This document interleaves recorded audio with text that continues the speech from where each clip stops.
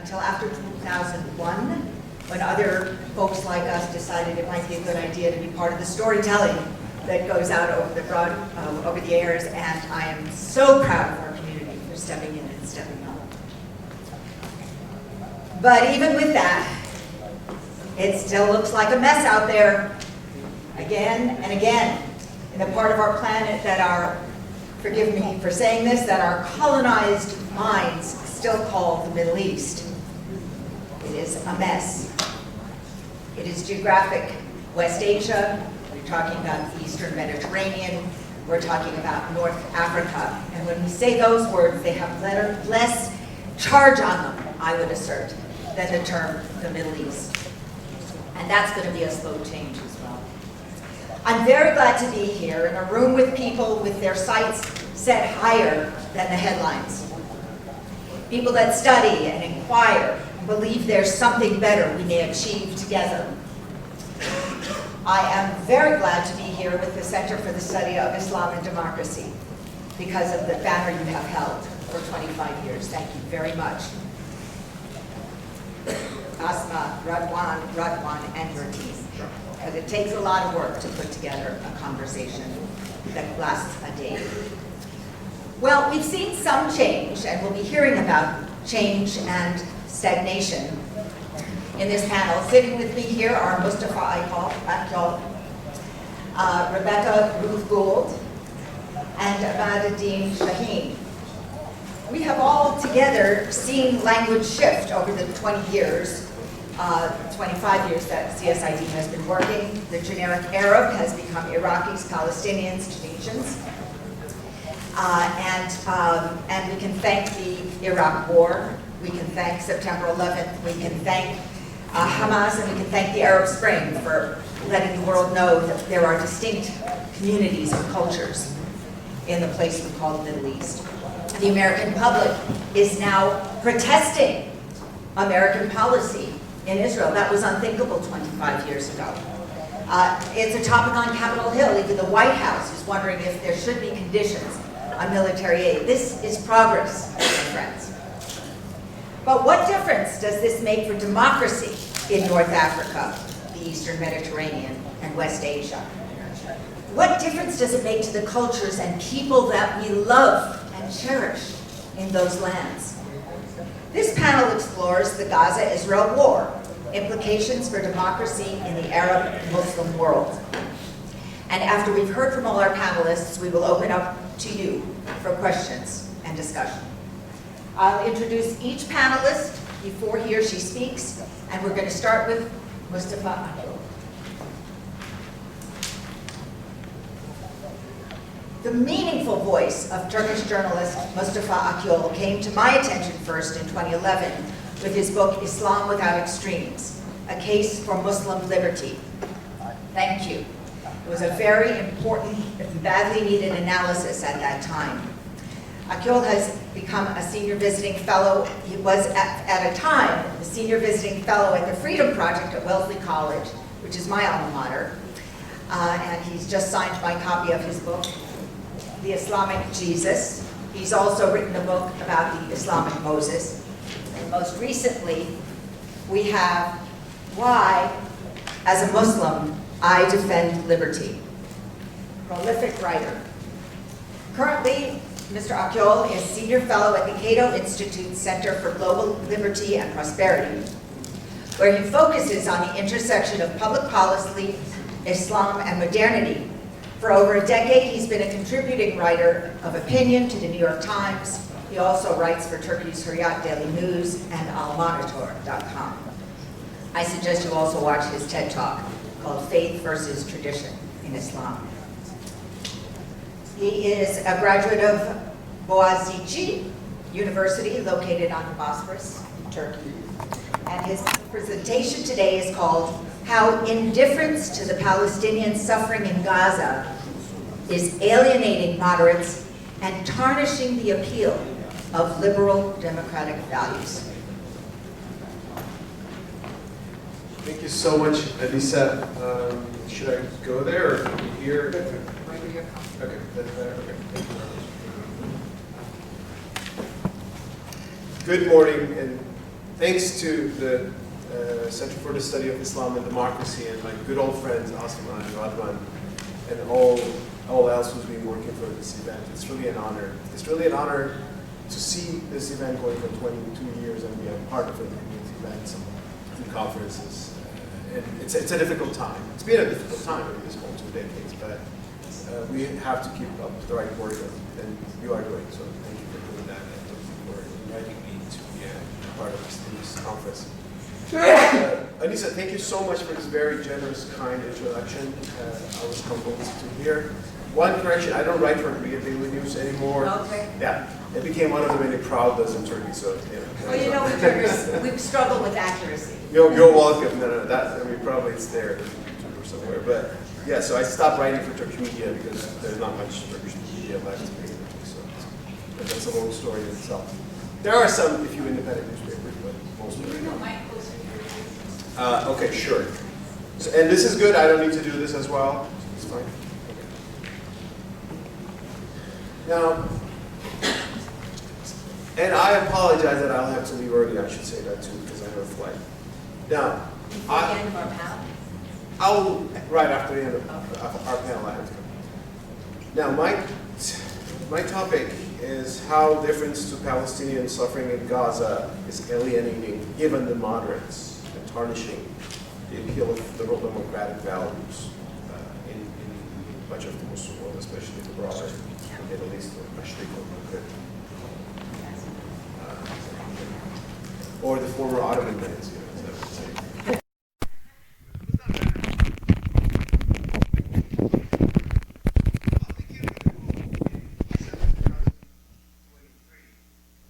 Turkish journalist, wrote she's a columnist in Haberturk, which is still a reasonable daily out there, and she's a popular Turkish journalist. And she wrote a notable piece on the suicide of the West. And she said, from now on, in this side of the world, who can refer to global values, Western liberal democracies? Who would listen to them, she said. Why would they listen? Now, Mrs. Karja is a friend of mine, I should say, and she's a pious Muslim who wears the hijab, but she's been also a political liberal. In Turkey, liberalism and Islamic sentiments converged often, and those were the best times of Turkey, like the early 2000s. It's not there that much anymore. But she's been supporting Turkey's accession to the European Union and all the political reforms aligned with that. So she was not happy that the West is committing a suicide as she saw it. She was actually sad that the source of humanitarian values, the rule of law, human rights that Turkey often referred to by looking at the European Union and its courts and all that was losing its own credibility in the world. Now, if you've been following the Muslim world and opinions there, including opinions among Muslim communities in the West, you will see that Nihal Beyli is not the only person who thinks like that these days. In the past 6 months, there has been unprecedented amount of comments and expressions of disappointment and anger and resentment against Western governments because of what's happening in Gaza and the position that these governments have taken. And these are not typically anti-Western people who are illiberal in their ideologies, hardline Islamists or communists or other groups. These are the people who actually looked at Western civilization, Western norms, governments, EU, UDHR, Universal Declaration of Human Rights, typically cherished by Western governments. And there has been a great, unprecedented, I think, disappointment in the hypocrisy and the double standard in the application of these principles. Another example, which I quoted in a recent article in Foreign Policy, was a message by a Mauritanian professor of philosophy, Mustafa Boutlain, which went viral on Arab social media. He said, "I've become ashamed before my students, whom I have thought over decades, the Enlightenment and modern Western philosophies," the professor wrote. He apologized for glorifying Western notions like humanism, progress, and liberty. And he added, "The West is the biggest lie that history has known." Now, the reasons for these sentiments is obvious. In the past 6 months, Muslims around the world have seen on YouTube, on TikTok, on live television, that Palestinians, more than 2 million Palestinians in Gaza, have gone through hell on earth, as a UN spokesman has said. While many Western governments, especially the US government, seem indifferent to death and destruction, if not even complicit in its making. They've seen thousands of Palestinian children being killed by Israeli bombs, while more and more US dollars and weapons were being granted to the far-right Israeli government of Benjamin Netanyahu to continue the campaign. So, but why did this happen? People have different arguments about this, so I'll say a few things on that. Of course, I mean, to ask why are we going through this would take us back to 100 years ago, the post-Arab Middle East and the beginning of the conflicts between the Israelis and the Palestinians, which, as Jews and Arabs, lived peacefully for centuries before the modern ways of nationalism descended in the Middle East. But that's a long story. I'll just say a few things about how the current escalation began. It began in October 7th, as we all know.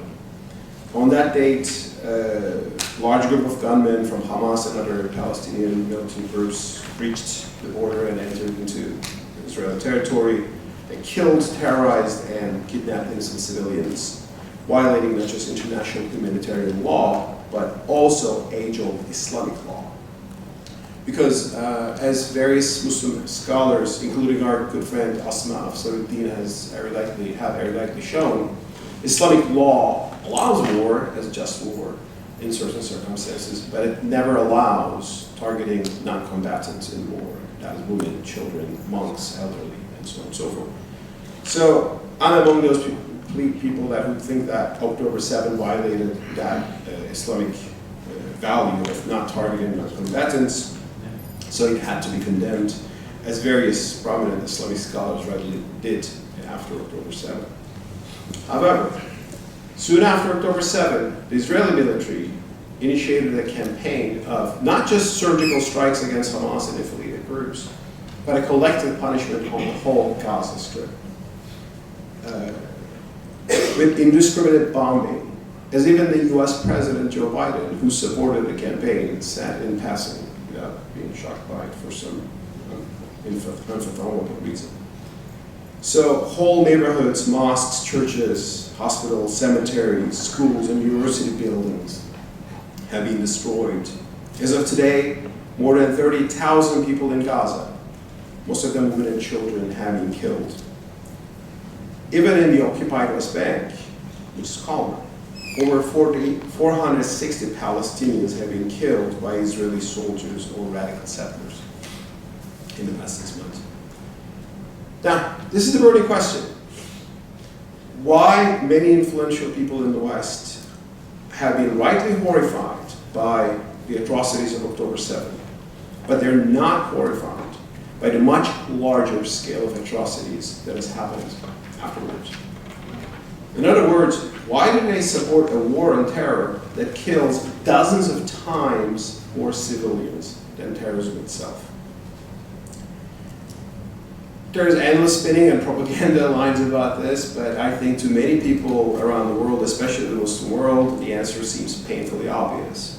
In the West, Israeli lives matter more, much more, than Palestinian lives. And that naturally comes as a historic denial of the liberal values that the Western governments have championed since the end of World War II. Universal human rights, the inherent dignity of all human life. One can say that these lofty ideals were never fully pursued. There was always some hypocrisy and alliances and national interest that got in the way. But for many people, those double standards were never this blatant, this much in your face. For worse, there's another glaring double standard that has become very clear in the past 6 months. That is about the very important value that we call freedom of speech. We see Western governments, especially France, seem very vocal about defending free speech when it comes to certain issues like blasphemy against religion. And I think that, yes, freedom of speech should be valued and blasphemy laws should be abolished elsewhere around the world and so on and so forth. But when it comes to pro-Palestinian expressions, we've seen Western governments cracking down very heavily, especially across Europe. In Germany, which seems to have lost its mind, German authority acting like a typical authoritarian state, banning peaceful protests, silencing critical speakers, even banning keffiyehs and the mere slogan "Free Palestine." Now, all of this is rapidly discrediting the West and all its liberal values and narratives in the eyes of the rest. For if human rights are not valid for all humans, and if freedom of speech is not valid for all opinions, those principles don't mean much. The world instead seems to run on the cynical principle defined by Carl Schmitt, the crown jurist of the Third Reich, the enemy of liberalism. Sovereign powers at their will can define the exception to their rules. Rules only matter if they are avowal powers, including the most powerful ones. So, for some people who always despise liberalism and wanted better other alternatives, this might be a good news, heralding order. I don't think like that, because I worry what's coming.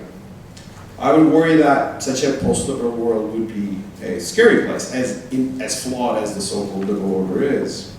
As Western democracies cast aside their principles, illiberal forces, such as Russia and China and Iran, would gain more power and prestige all around the world, including the Muslim world.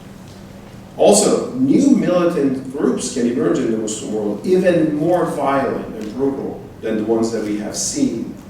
Because don't forget, jihadism, that is fueled by the perception that the Muslims are under attack. And that will be certainly fueled by what's happening in Gaza. So this could even lead to worse conflicts that we have seen before, even now a clash of civilizations. So it's pretty late now, but still before it gets worse. The Biden administration must change course. They've been silently and slowly changing course to some extent, but that's not enough. Right? They should push for an immediate ceasefire and permanent ceasefire. Urgent relief for Gaza's much tormented people. And a clear path to a political solution. And not a political solution between Israel and third parties, Arab countries in the Gulf, which are not that relevant, but a political solution between Israelis and the Palestinians, the key issue which has been mistakenly ignored for a long time. In other words, Western governments should show to the world that the lives and dreams of Palestinian children are as precious as those of Israeli children. Otherwise, all the liberal narratives about human rights and all that will really not convince anyone in the world anymore. Before ending, I'll just like to say two more things also to fellow Muslims around the world today, here, elsewhere, who's listening to us, who feel for the Palestinians as myself do. Let's not also forget, in the meantime, that not everyone who seem to champion the Palestinian cause may be really that humane in their approach. They include the current regimes of Syria and Iran. Do they really care about Palestinian children? Well, we know their record from what they did to the children of Daraa or Aleppo. So they might have their own geostrategic gains, but I think we should not be misled by their propaganda. We also know the humanitarian records of Russia to what it did in Chechnya, let alone Ukraine, and China, from what it's been doing to the Uyghurs. Second, the West, we sometimes see as a monolith. It's not. Even Western governments are not monolithic. We've seen that in the past couple of months. And also, West is not just about its government, it's about civil society, it's about media, it's about NGOs, it's about really people who do care about human rights. And we've seen those groups and peoples and individuals and politicians in the West in the past 6 months who come out and ask for a ceasefire and criticize the current campaign and ask for relief and humanitarian aid. They call for peace and justice. So I think that's the silver lining in this conflict. And I think those people show us that there are indeed universal values of inherent dignity of all human life, the innocence of every children, justice for everyone, not just one group over the other. And we can still, yes, aspire for those universal values, cultivate them on all sides, on our side and the other side. And yes, we can, I think, still aspire for a better world with more peace, freedom, justice, and prosperity for all. Thank you very much.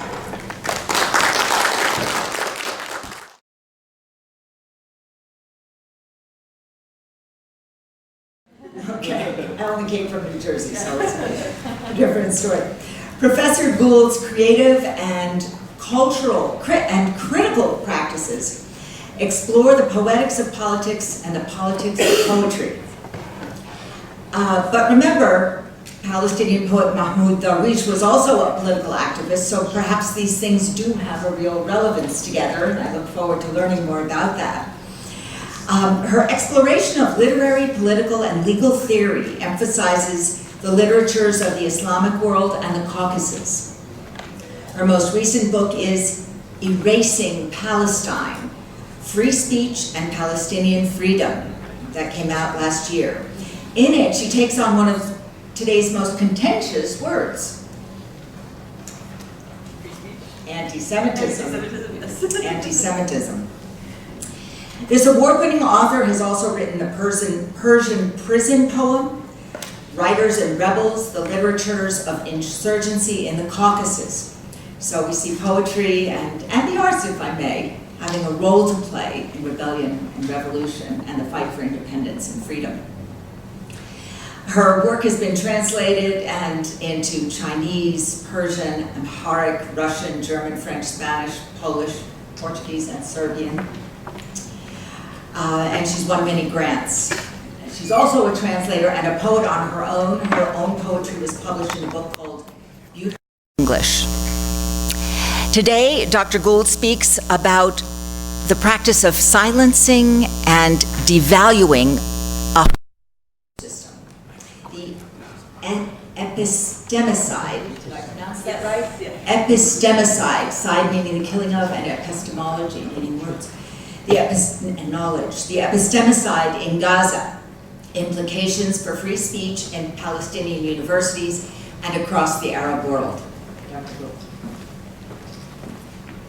All right, I think the microphone's working. Well, thank you so much for that very generous introduction. I'm very delighted to be here, to be part of this event, which really speaks to my heart.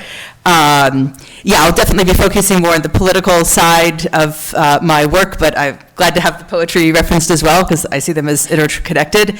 Yeah, so actually, I'm beginning with a quote from Mahmoud Darwish. I don't know if that's just a coincidence, but yeah, who exemplifies the intersection of politics and poetry in a particularly Palestinian context. So I am talking about looking at the question of free speech from the perspective of university life. Speaking to recent research that I've been doing that's kind of a continuation of this book that was referenced, Erasing Palestine. Erasing Palestine is more focused on free speech in the Palestinian question in the context of Western democracies like the US and the UK. But as I was always working on that project, like Mustafa, I believe that free speech is actually a universal idea. You know, it's not something that we should just be concerned about in the West. And so I really wanted to do a project that, actually, let me just skip forward just a second. Yeah, to do a project that was looking at how is free speech understood in the Palestinian context of Palestine itself, the West Bank and Gaza? What are there differences? You know, because I think many of the values that we associate with the United States, with liberalism and so forth, are also held there. They're even held at a kind of, even without the ideological tradition necessarily, they're just, people want to express themselves freely. Yeah, so so that's sort of broadly the project that this is coming out of. But that project began a few months before the war on Gaza. And so since that has been happening, of course, you might imagine everything has changed in terms of how one goes about pursuing that research. So I'll be sort of talking about that research from the perspective of a changed world as I kind of struggle to make sense of it all. But I think this is really appropriate to begin with this quote from Mahmoud Darwish, the Palestinian poet. This is from a prose poem that he wrote. He makes a very important point about sort of the role of universities in general in Palestinian or even Arab-Islamic culture. So he says, as we don't know the difference between a mosque and a university because they are both from the same root in Arabic, why do we need the state? That's a provocation of sorts, since states pass just as surely as time. So that's I think, especially speaking to people who are associated with government or with politics, that I think that can be seen as a kind of provocation, a claim that actually it's the universities and the mosques that outlive the states. If you look at even just from the way the Arabic language is constructed. So I thought, I'm just going to give, these are sort of well-known facts, but it's worth saying that universities do have a particular importance in Palestinian life, Palestinian culture. The literacy rate in Palestine is among the highest in the world. Postgraduate degrees, attainment of postgraduate degrees is extremely high in Gaza. It's just and the West Bank, very common to come across people with PhDs. It's not like an anomaly. I think that's something that's maybe often missed from a lot of media reporting. You don't really hear about that very high level of cultural attainment, and Palestinians are known as the world's best educated refugees. Yes, and so here's the project that's ongoing or really kind of just begun. And so I'm just going to read a little bit and then return to the slides. Just as I was embarking on a new research project funded by the Independent Social Research Foundation, Israel began its attack on Gaza. One by one, all of Gaza's universities were destroyed. The targeted nature of these attacks went beyond anything that had previously been seen in the Israel-Palestine conflict. When the project began, I was examining how the concept of free speech was defended in Palestinian universities, and I was also documenting, in coordination with colleagues in the West Bank, the challenges that faculty and students who exercise their free speech rights face, both as a result of the Israeli occupation as well as through internal forces of suppression, including both the Palestinian Authority and Hamas. Among other aims, our goal was to compare the pressures on academic freedom between Gaza and the West Bank. So I wanted to see where is the pressure greater, what kinds of specific challenges do scholars and students face in those contexts, and also to understand what a specifically Palestinian approach to free speech might look like. A lot of that research is being conducted with colleagues in An-Najah University in Nablus. And also briefly, again, before the war, I was working with students at the Islamic University of Gaza. Which is not, the building itself at least has been destroyed. I don't want to say the university doesn't exist because it does, and it will be rebuilt, but the physical infrastructure is not there anymore. Yes, and I'll go through these slides in just a second, but one thing about the research that I was impressed by was just how important these concepts of academic freedom and free speech are, given that there's a lot of other problems if you're Palestinian in the West Bank, a lot of other things people struggle with, right? But they were willing to risk their safety and security to express themselves freely, and it was high on their list of priorities. We conducted surveys, in terms of what is most important, having a sustainable income or being able to express yourselves, those kinds of questions. And it was very, very high on their list of priorities. And also the extent of the crackdown on free speech was something that I was struck by, particularly I was more surprised by the extent of the crackdown in the West Bank universities under the Palestinian Authority. There are cases of targeted, or what was described to me as targeted assassinations by the Palestinian Authority of critics who had professors who had been critical of the regime, specifically Nizar, I'm just checking my time here, Nizar Banat, who was a intellectual in the West Bank, was critical of the Palestinian Authority and of the lack of freedom of expression. He was killed in 2021. Of course, the Palestinian Authority does not take responsibility, but it's widely believed that was a targeted murder. And another example is a professor at An-Najah University named Abdul Sattar Qasim, a professor of political science. He died of COVID, but that was after a long series of interrogations and detentions, again, very clearly linked to simply the fact that he was being critical of the government. That was it. There was no allegation of any kind of crime. Now, of course, so that was kind of, again, before October 2023. We live in a different world now. It's just, I think, hopefully, I think all of you are familiar with these images, what's been happening. There are no university buildings that are standing right now in Gaza. And so that's why I introduced that word epistemicide, which is the killing, silencing, annihilation, or devaluing of a knowledge system.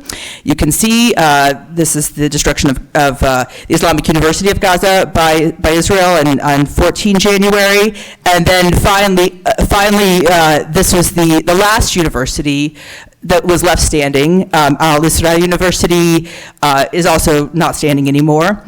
Again, I don't want to say the universities are gone because the people are there, the faculty, the ideas are there, but the infrastructure is not. And yeah, so these are just numbers from January. We have the large proportion of students that have been killed, teachers and administrators that have been killed, and I think, and that's in the context, of course, of a broader genocide. But what's worth thinking about in this context is like this idea of the targeting of universities specifically as something that might be seen as threatening to Israel, and also as something that Palestinians would have a particular investment in wanting to preserve and save. Right, so before October 1st, I was already inclined to juxtapose the ways in which basic freedoms, including the right to education and the right to free speech, are taken for granted in liberal democracies, while they have to be robustly fought for to be recognized and protected in societies under occupation, such as Palestine. The war in Gaza has brought this dynamic to a new level of intensity. What is the meaning of free speech and academic freedom when an entire university is being destroyed? Not just one or two, but the very possibility of education in Gaza. I want to argue that even amid a genocide, the destruction of knowledge and the cultures of knowledge and other institutions should not be forgotten. In this context, an exclusive focus on humanitarian rights alone, in the absence of human rights, including education, would be dehumanizing to Palestinian targets of the genocide. So that's kind of the one aspect of the argument I want to make, that as much as we need to be thinking about the fact that people are starving to death, we also need to be thinking about the destruction of their cultural knowledge, and that kind of destruction persists across generations. Sure. So, and then so again, back to my question: what is the point of free speech and academic freedom under conditions of genocide? Well, I would think we should answer that question by considering what would the study of genocide look like apart from questions of free speech. As Palestinian scholar Esmaat al-Halabi has argued, genocide begins with the idea of genocide. He has a wonderful article that's I would recommend to everyone, published in the Baffler, about the history of Hebrew University, in particular in the long history of, so it's a nuanced article, but the long history in kind of serving as an incubator for some of the worst policies of the Israeli state, and also what the importance of universities are to Palestinians. This means that universities are not, so we need to look at it from multiple sides. Universities are not just spaces of intellectual inquiry, but they can also serve as incubators for ideologies that lead to genocide. And epistemicide matters to genocide as well as resistance to genocide because it is a constitutive part of it. It targets the conditions through which the cross-generational consequences of genocide can be overcome. So that, epistemicide seeks to make genocide into a permanent condition. And so now that I've sort of beginning to rethink my research project in light of October 2023, I want to focus also on the role that Palestinian institutions are playing in reviving the university sector in Gaza. So there's a very important initiative by Birzeit University in the West Bank. They already have 8,000 students enrolled in Gaza to enable their education to continue online, for example, and it's probably the most important initiative I'm aware of, at least, that's kind of directly responding to the targeting of universities by Israel. So it's definitely worth supporting. It's on their website. So Palestinian sources, in turn, also attest to the central roles of universities in the struggle for Palestinian liberation. One example of that is a novel by Yahya Sinwar, the leader of Hamas, that is really set at the sort of beginning of the creation of the Islamic University of Gaza. It's a site where these ideas of resistance are incubated. And in the novel, we witness the growth of the Islamic University of Gaza, the schools and networks of resistance between the West Bank and Gaza. And I would just sort of provocatively say, without really being able to have the time to flesh it out, that if without the siege on Gaza for 16 years, without this endless succession of wars waged by Israel against Gaza, perhaps these university spaces could have provided a really viable alternative to the turn to violence that eventually Hamas embraced. So in a broader sense, Palestinian anthropologist Khalil Nakhleh has argued in an important article in 1980 that the law in 1948 gave a special importance to education as a way of connecting Palestinians across diaspora and keeping alive a space for political transformation. So to conclude, for both the occupier and the occupied, universities matter. They're both targeted in the context of this genocide and also a particular site for cultural resistance and renovation. Academic freedom, the bedrock principle on which universities are founded through their role and through which their role in society is negotiated, is therefore an internal issue within the struggle for Palestinian freedom. Thank you very much.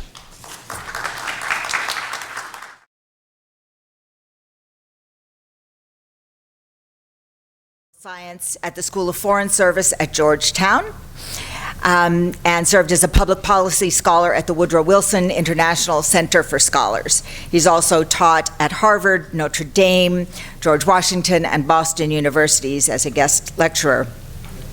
He was editor-in-chief of the Oxford Encyclopedia of Islam and Politics, quite a tome. Thank you so much for your service there. Your PhD is from Johns Hopkins School of Advanced International Studies, and today, professor, scholar, and author Dr. Shaheen addresses the war on Gaza, regional impact and future implications. A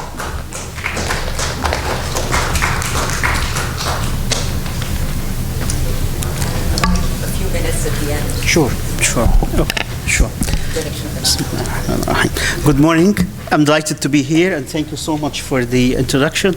I also wish to express my thanks to the CSID for extending this invitation to me.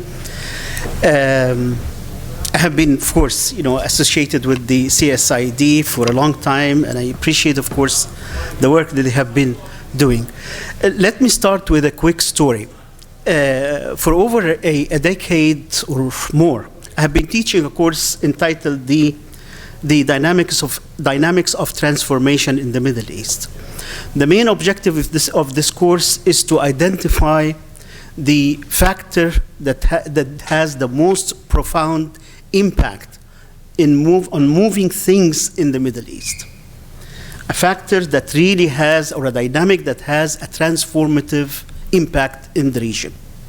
So we examine religion, we examine ideologies, ideas, we examine economies, we examine elites and structures, institutions, states, and so on. And students, of course, conduct their research trying to find an answer to that question. And in the end, actually, we found out that the factor that has, or the dynamic that has the most profound impact on changing things in the Middle East is wars. Wars transform actors. They change structures, they create classes, and also change regimes. So what I would like to argue here during my allocated time is that, and this is of course a debatable conclusion, is that no matter how the Gaza war will end, a new narrative will emerge that will carry with it a strong drive for transformation. This is no-brainer, of course. I mean, this is not counterintuitive. This is very intuitive. So during my time, I will focus on three main themes. One is the impact, the regional impact of this war, and then what the war has revealed so far, and the future implications of the Gaza war. Now, with regard to the regional impact, of course, the Gaza war has upset, or at least delayed, the plans that were underway to establish a new order in the region. Before October 7th, the Palestinian issue was almost marginalized or even being liquidated. This is how the issue or the conflict is being perceived from the region itself, that the Palestinian issue has been sidelined and actually a new regional order is being created with a different structure and even allocation of roles of players in that order. Israel was being integrated into the region through the Abraham Accords, and normalization of relations between Israel and some Arab countries, of course, was underway. A regional reconfiguration has been already taking place, packed under different names.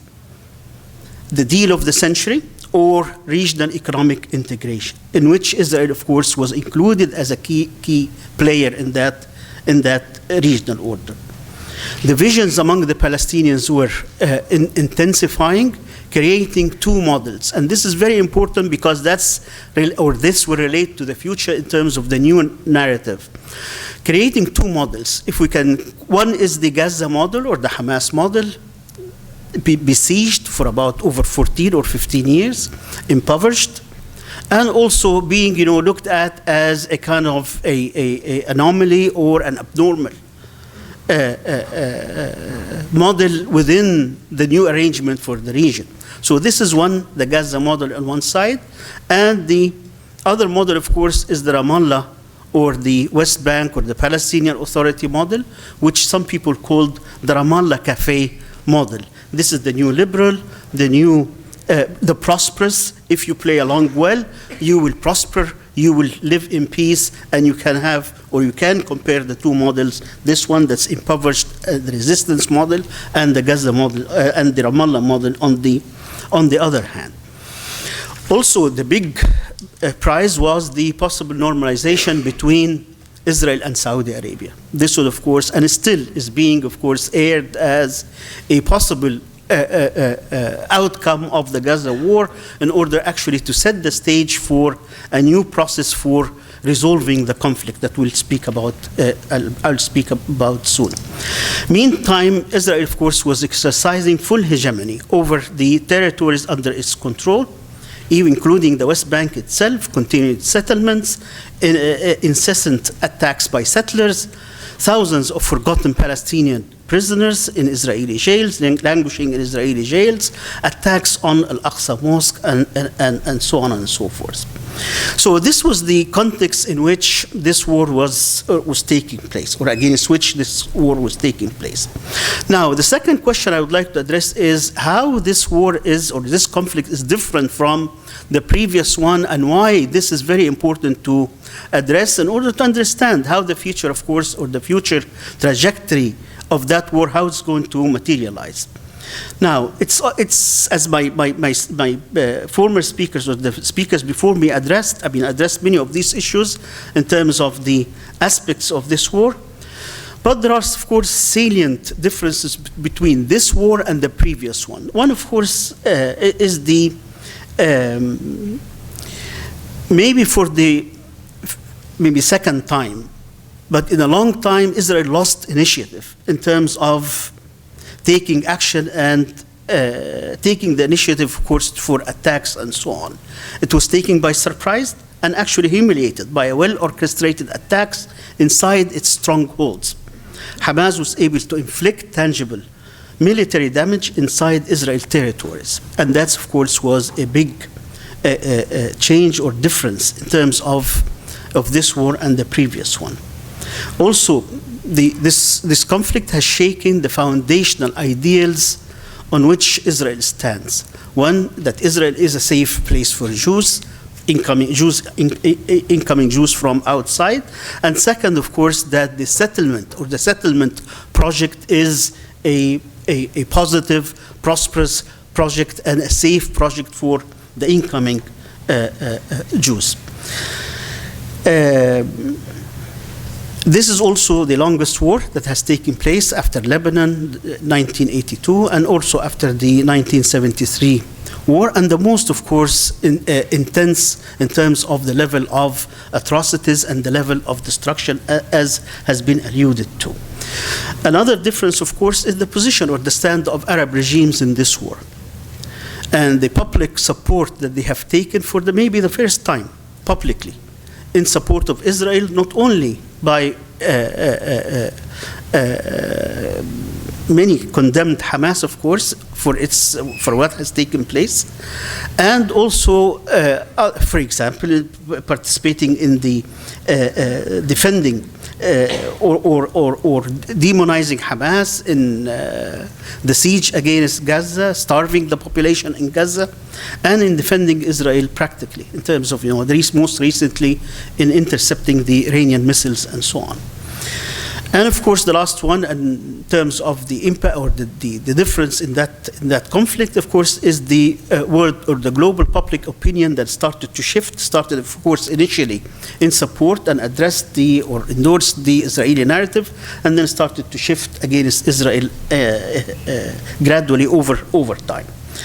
Now, two other points. What did this war reveal? And then we'll conclude with the future scenarios. The war revealed actually numerous facts. Some of them are arguable, of course, and debatable, but one of them is the erosion of Israel's deterrence.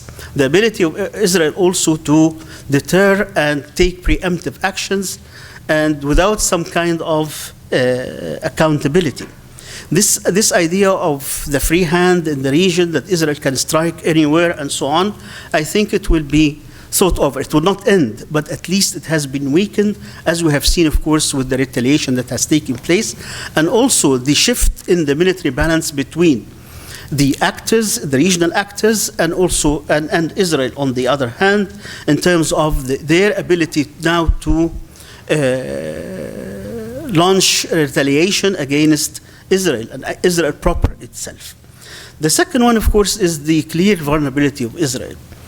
I'm of the generation, of course, that was raised in the 60s and 70s on the assumption that every time we'll go to war with Israel, we will be defeated as Arabs and so on. That Israel was invincible and Israel cannot be defeated because the whole military strategy of Israel is its ability to defeat the Arab militaries combined. And that was one of the military strategies that even the United States adopted and provided for Israel itself. I think this has been shattered in 1973 and also in the Gaza war. The war has dragged on for 6 months without Israel being decisively able to dismantle or destroy Hamas as one of its main objectives, and actually it's running out of targets to destroy.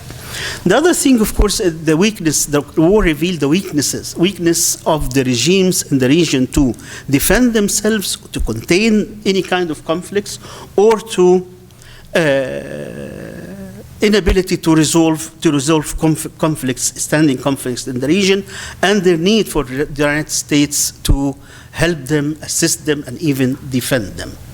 Now, this is very important because it will have ramifications in the future, because by dragging the United States, or by the United States willingly and directly engaging in the war, in terms of managing this war, providing the armaments and so on, and taking that kind of, really kind of very disappointing stand with regard to how the war evolved and the continuation of the atrocities and so on, the United States is being perceived now as a belligerent actor Sure. Oh, time up. Okay. Belligerent actor and an enemy combatant to the peoples in the region. This is very important because that will increase the instability in the region, no matter how the war will end in the future. Let me just jump. I will just... the future implications, of course, everybody talks about the day after. No one has a clear idea about how the day after will look like, or this day after will look like, or how Gaza will be governed after the war ends. Israel wants to destroy Hamas and maintain permanent security control. However, destroying Hamas is difficult because Hamas is a popular movement. Hamas represents an idea that's larger than Hamas itself. And also, the complete destruction of Hamas will require the renewed occupation of Gaza by Israel, which will put Israel into a direct confrontation with the population in the forms of resistance and military attacks. So one possibility, and I will conclude with this, is the war will phase out. It will fade away. And this is exactly what Israel has declared or adopted as a strategy. Now we are in the third phase, and the third phase will mean withdrawals, gradual withdrawals, and also it will mean some kind of targeted assassination or continuing siege over Gaza and so on. So it will fade away without any party, any side achieving its objective.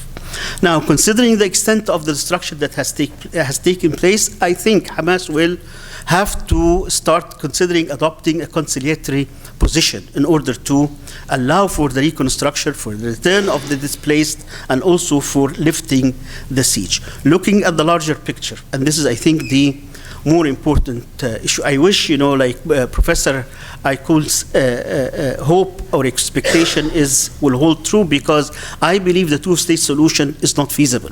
There isn't much territory to build a Palestinian state on. Also, for 70 years, the international community, they tried willingly or not willingly, or full-heartedly or not, to come up with this or to implement this two-state solution without any success. Finally, many red lines and atrocities have been crossed and committed, and I think that will not for a long time allow for two states to exist side by side. Now, that takes us to the essence of the conflict. The essence of the conflict, or the basis of this conflict, is occupation and self-determination. It's a fight for independence. And in these situations, resisting occupation has always been, historically, the only viable option, and the occupied wins in the end.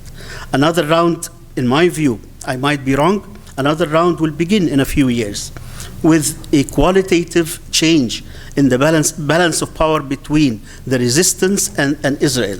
This will come with an even larger cost than the one we are currently witnessing. Thank you, and sorry just to exceed my time.